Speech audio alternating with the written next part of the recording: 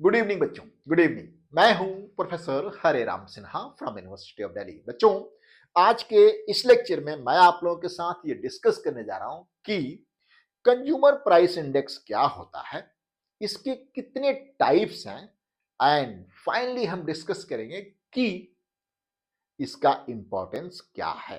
तो बच्चों, बिना देर के हुए चलते हैं स्क्रीन पे और देखते हैं कि कंज्यूमर प्राइस इंडेक्स एक्चुअली में है क्या। तो बच्चों, कंज्यूमर प्राइस इंडेक्स एक बहुत ही सिंपल सा सूचकांक है जो बताता है कि कंज्यूमर पिछले साल के मुकाबले या पिछले क्वार्टर के मुकाबले जो वस्तुएं और सेवाएं वो खरीदता है उसके मूल्य में कितना बदलाव आया है। यानी आप इसको और भी सिंपल भाषा में कह सकते हैं कि पिछले साल के मुकाबले या पिछले क्वार्टर के मुकाबले आपके कॉस्ट ऑफ लिविंग में कितना परिवर्तन आया है, बढ़ा है या फिर घटा है। मुझे लगता है ये क्लियर हो गया होगा कि कंज्यूमर प्राइस इंडेक्स क्या होता है।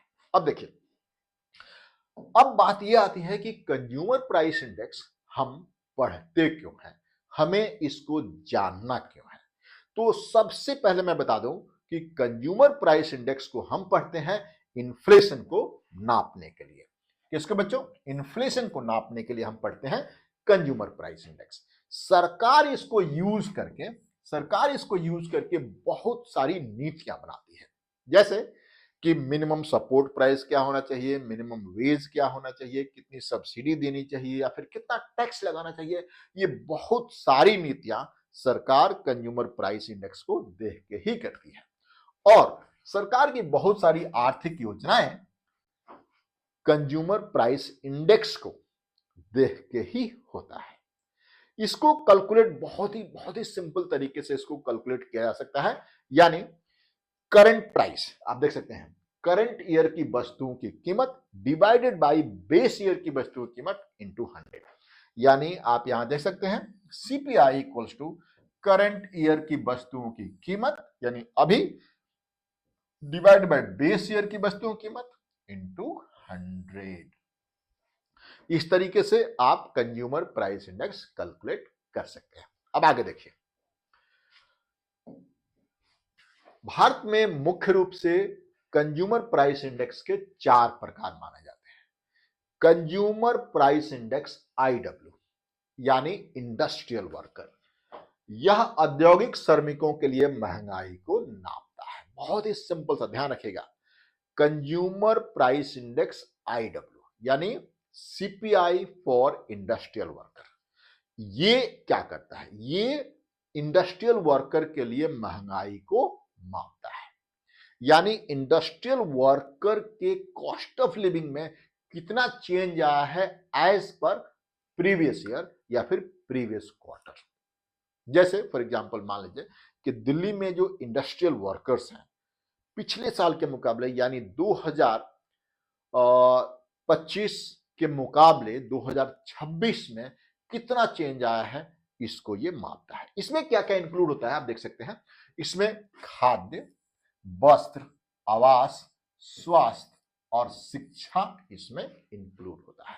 और सबसे इंपॉर्टेंट बात मैं आपको बता दूं कि इसको जारी कौन करता है, इसको प्रकाशित कौन करता है? Labour bureau, ministry of labour and employment इसको प्रकाशित करता है। यह आपके एग्जाम के लिए बहुत बहुत ज्यादा इंपॉर्टेंट होता है। यानी consumer price index industrial worker को कौन प्रकाशित करता है? Labour bureau, ministry of labour and employment इसको प्रकाशित करता है। नेक्स्ट देखते हैं, सीपीआई फॉर एग्रीकल्चरल लेबरर्स। यहां पे आप देख सकते हैं ये जो है कृषि के खर्च को मापता है। ये एग्रीकल्चर लेबरर्स के लिए, ये कृषि के खर्च में पिछले साल के मुकाबले या पिछले क्वार्टर के मुकाबले कितना चेंज आया है उसको ये मापता है। इसमें मुख्य रूप से कृषि आधारित वस्तुएं और ग्रामीण खर्च शामिल होता है। इसमें क्या क्या शामिल होता है? कृषि आधारित वस्तुएं एंड ग्रामीण खर्च शामिल होता है। तीसरा देखिए, यहां देख सकते हैं CPI for the rural labourers. यहां पर अगेन यह ग्रामीण मजदूरों की महंगाई को मापता है। ये ग्रामीण मजदूरों की महंगाई को मापता है। यानी ग्रामीण मजदूरों के लिए महंगाई कितनी बढ़ी है, या तो पिछले साल के मुकाबले या फिर पिछले क्वार्टर के मुकाबले, और इसमें ग्रामीण अर्थव्यवस्था पर ज्यादा फोकस होता है। ठीक है बच्चों, आगे देखिए। फोर्थ तरह का जो है बच्चों, ये सबको कंबाइन करके बनता है, जिसे सीपीआई सी कहते हैं, यानी यानी कंज्यूमर प्राइस इंडेक्स कंबाइंड। यहां देखिए, इसे आम जनता के लिए महंगाई मापने के लिए बनाया गया है बच्चों, आम जनता के लिए महंगाई मापने के लिए बनाया गया है। आप यहां देख सकते हैं सीपीआई आर यानी rural, CPI urban and CPI U, इन सब को मिलाकर के ये सीपीआई कंबाइंड होता है। ठीक है बच्चों, अब आगे देखिए। अब इसका इंपॉर्टेंस देख लीजिए, सीपीआई का महत्व क्या है।